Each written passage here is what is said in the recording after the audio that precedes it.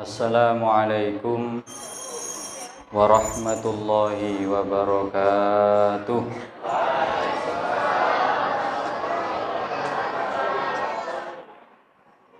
Bismillahirrahmanirrahim. Alhamdulillahi rabbil alamin. Wassalatu wassalamu ala asyrafil anbiya'i wal mursalin. Sayyidina wa maulana wa habibina wa syafi'ina Muhammad wa ala alihi wa ashabihi wa man tabi'ahu min yaumina hadza ila yaumiddin. Subhanaka la ilma lana illa ma 'allamtana innaka antal alimul hakim. Rabbi shrah li sadri wa yassir li amri wahlul 'uqdatam min lisani yafqahu qawli, amma ba'du. Hadirinul hadirat, Bapak Ibu jamaah yang dimuliakan Allah Subhanahu wa taala, wabil khusus segenap takmir masjid yang kita muliakan. Alhamdulillah, pertama monggo kita bersama bersyukur kepada Allah Subhanahu wa taala atas seluruh nikmatnya, terutama nikmatul iman wal Islam, nikmat kesempatan serta kesehatan, sehingga sampai malam yang ketiga ini kita masih diberikan kekuatan untuk bisa menjalankan kewajiban. Mudah-mudahan ibadah puasa yang kita lakukan, tarawih, serta seluruh amal sunnah, tadarusul Quran yang kita baca, mudah-mudahan semuanya diterima oleh Allah Subhanahu wa taala. Amin ya rabbal alamin. Salawat dan salam semoga terlimpah pada baginda Rasul Nabi Agung Muhammad sallallahu alaihi wasallam yang sangat kita cintai, yang selalu kita jadikan tauladan, dan yang betul-betul kita harapkan mudah-mudahan kita semuanya Allah pastikan mendapatkan syafaatnya dari kiamat. Amin ya rabbal alamin. Bapak Ibu jamaah rahimakumullah,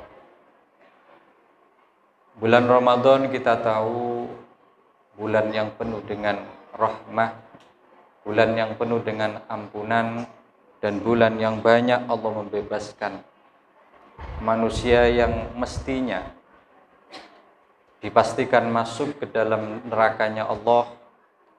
Sebab bulan Ramadan Allah jadikan mereka menghuni surganya Allah Subhanahu wa taala.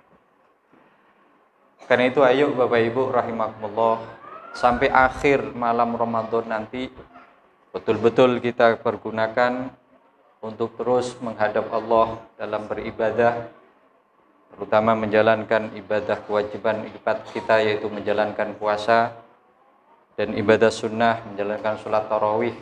Mudah-mudahan wasilah ibadah yang kita lakukan di bulan Ramadan ini betul-betul kita golongan orang-orang yang mendapatkan rahmat, ampunan, dan pembebasan daripada api nerakanya Allah Subhanahu wa taala. Amin ya rabbal alamin.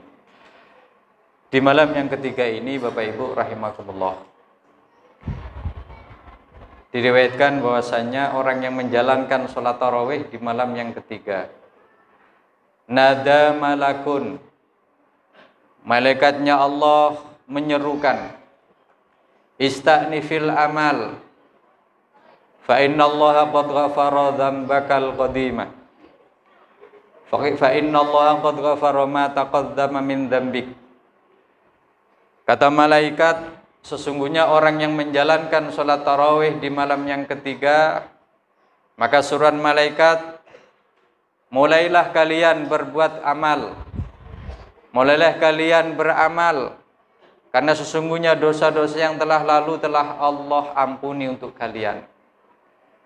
Karena itu mudah-mudahan yang kita lakukan sholat tarawih di malam yang ketiga, mudah-mudahan menjadikan dosa-dosa yang telah lalu betul-betul Allah ampuni, sehingga kita betul-betul menjadi orang yang bahagia, orang yang selamat di sisi Allah Subhanahu wa taala. Amin ya rabbal alamin.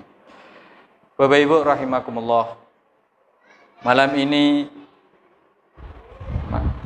temanya adalah kaifiyah qada'is shaum, yaitu bagaimana cara mengqadha puasa yang telah kita tinggalkan. Bagaimana caranya kita mengqadha puasa yang telah kita tinggalkan. Bapak Ibu rahimakumullah, Kita tahu bahasanya puasa ini adalah ibadah yang diwajibkan oleh Allah Subhanahu wa taala bagi setiap orang yang mukallaf, aqilan balighon, orang yang berakal sehat, orang yang sudah balik dewasa secara umur dan juga kuat di dalam menjalankannya. Dalam bahasa Arabnya, kuat di sini baik kuat secara fisik ataupun kuat secara syar'an. Karena itu ada sebagian orang yang mungkin ma'dzur fis shaumi atau dibenarkan untuk tidak menjalankan puasa. Seperti orang yang dalam keadaan haid wan nifas, orang yang dalam keadaan bepergian, orang yang sakit, yang tidak mampu menjalankan ibadah puasa, ataupun ibu-ibu yang dalam keadaan hamil ataupun dalam keadaan menyusui yang tidak mampu menjalankan ibadah puasa. Dibenarkan di dalam agama untuk tidak melakukan puasa, tapi ketahuilah, meskipun dibenarkan, diperbolehkan tidak menjalankan ibadah puasa, tapi mempunyai kewajiban untuk mengqadha puasanya di luar Ramadan. Bapak Ibu rahimakumullah, bagaimana cara mengqadha puasa yang kita tinggalkan? Pertama, ketika seseorang meninggalkan puasa bukan karena alasan yang dibenarkan di dalam agama, bukan karena alasan yang telah dibenarkan di dalam syariat, maka sesungguhnya mengqadhanya di luar Ramadan maka diwajibkan secara fauron. Fauron ini Bapak Ibu secara langsung. Jadi begitu lu keluar Ramadan, masuk di 1 Syawal, ketika tanggal 1 memang tidak diperbolehkan untuk puasa, maka di tanggal 2-nya wajib langsung mengqadha puasa yang telah ditinggalkan. Kenapa? Karena dia meninggalkan puasanya bukan karena alasan yang dibenarkan di dalam agama. Sama seperti kasus orang tarikus sholah, orang yang meninggalkan sembahyang, yang meninggalkannya bukan karena alasan yang dibenarkan dalam agama, memang sengaja tidak sembahyang, maka cara mengqadhanya harus fauron.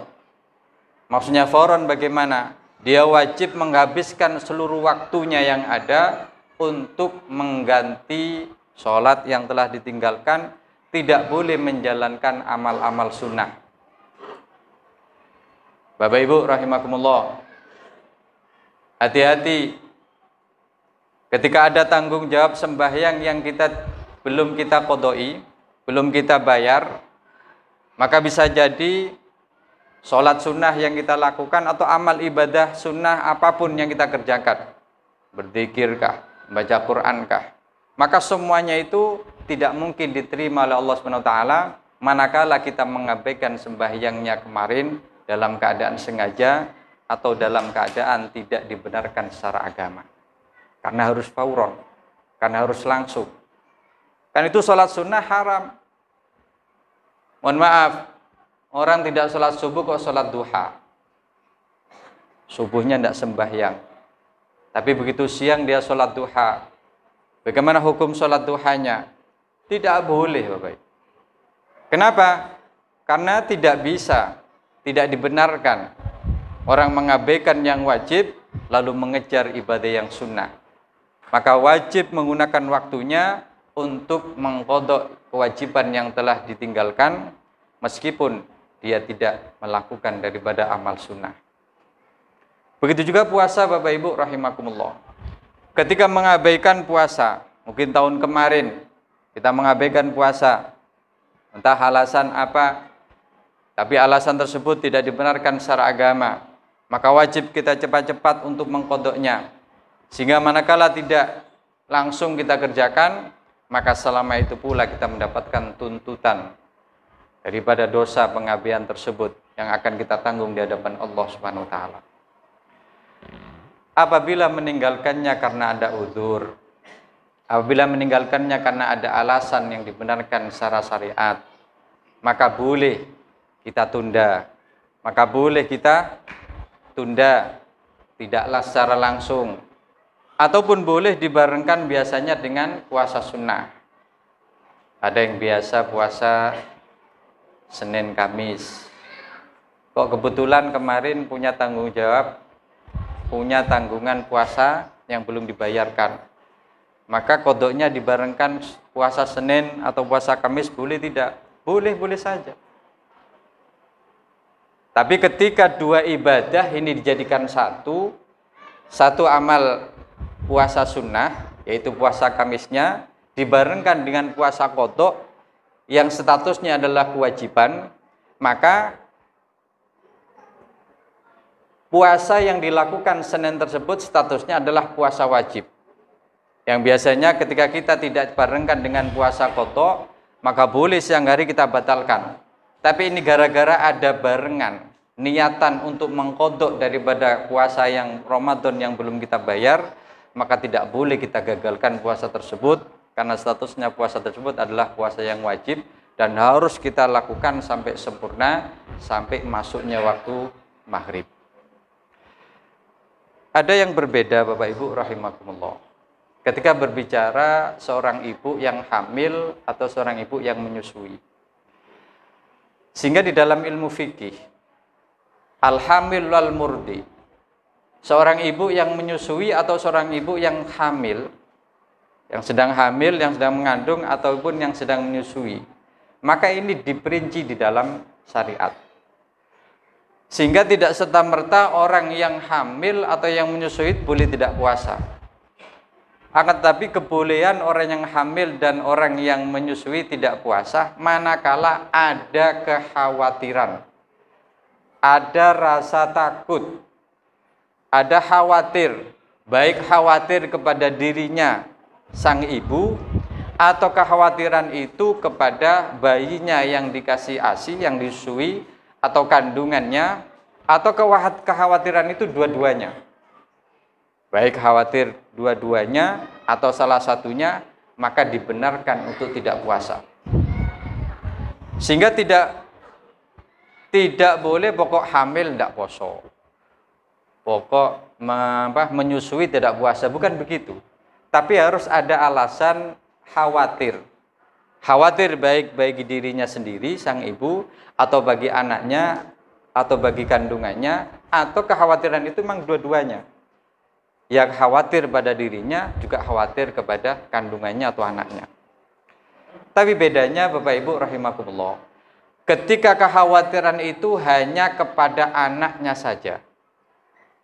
Ada seorang ibu nyusui, sebenarnya untuk fisiknya kuat kalau digunakan untuk puasa. Kalau digunakan untuk berpuasa, tahan, kuat.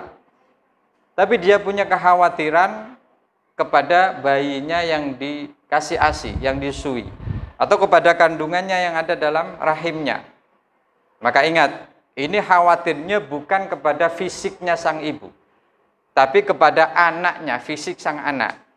Kalau kekhawatiran ini kepada fisik sang anak, maka kewajibannya adalah menjadi dua, yaitu wajib dia mengqadha sesuai bilangan daripada puasa yang ditinggalkan.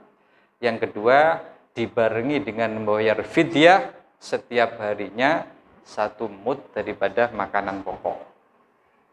Ada yang berikan batasan 7 on sampai 8 on setiap harinya. Kenapa sampai muncul 1 mud? Selain mengqadha juga berkewajiban membayar 1 mud, karena kekhawatiran itu bukan kepada fisik sang ibu, tapi kepada orang lain yang tidak berhubungan kepada orang yang menjalankan puasa. Tapi kalau kekhawatiran itu kepada fisik sang ibu atau dibarengi dengan kepada anaknya, maka wajibnya hanya qadha saja, tidak usah membayar fidyah. Tapi kebanyakan ada kadang-kadang seorang ibu itu, mohon maaf Bapak Ibu, sama puasa sekarang hamil nih, tidak puasa.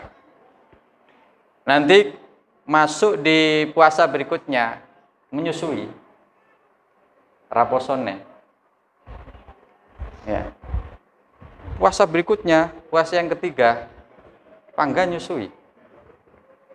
Nah, puasa yang keempat hamil nih. Hamil lagi. Wah, ini terus akan ini. Puasa berikutnya nyusui. Dan 2 tahun lagi. Ini bagaimana? Bagaimanapun hitungan ini tidak bisa berkurang. Sehingga suatu saat ketika sudah tidak dalam kondisi hamil dan tidak dalam kondisi menyusui, maka dia wajib mengganti dari sekian banyak puasa-puasa yang telah ditinggalkan dalam kondisi hamil atau dalam keadaan menyusui. Dan perlu diketahui Bapak Ibu rahimakumullah, orang yang punya tanggungan puasa sampai masuk Ramadan kok belum dibayar. Sampai masuk di bulan Ramadan kok belum selesai pembayaran qadanya, maka wajib dibarengi dengan membayar fidyah. Kemarin punya tanggungan selama 2 hari. Sampai sekarang belum terbayar atau tinggal 1. Maka yang 1 ini karena masuk Ramadan, sampai Ramadan sekarang belum terbayar, maka tetap menjadi tanggungan kita nanti setelah keluar dari bulan Ramadan ini harus dibayar. Tapi gara-gara masuk sampai Ramadan harus dibarengi dengan membayar fidyah. Yaitu dibarengi dengan membayar 7 on beras atau sampai 8 on beras untuk dikasihkan fakir ataupun miskin. Karena itu mudah-mudahan mulai awal sampai akhir nanti semuanya dalam keadaan sehat walafiat, bisa sempurna dalam menjalankan ibadah puasa, dan harapan kita betul-betul mudah-mudahan kita mendapatkan bagian daripada rahmat ampunan Allah Subhanahu wa taala di bulan Ramadan ini, dan mudah-mudahan kita betul-betul menjadi bagian orang-orang yang dibebaskan dari api nerakanya Allah Subhanahu wa taala. Amin ya rabbal alamin. Kurang lebih maaf. Hadanallahu wa iyyakum. Wassalamualaikum warahmatullahi wabarakatuh.